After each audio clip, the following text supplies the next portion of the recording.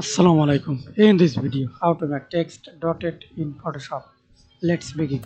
Now we can see this text layer. Click this icon. Click apex and find this pattern overlay. Click the drop down menu and you have don't show this panel. Simply click settings and load pattern. Now see this import texture file or texture file pattern.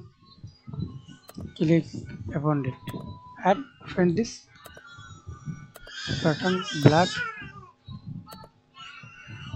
Increase the scale size. Okay, enough. Now click OK. Thanks for watching video. Please subscribe to my channel, like, comment.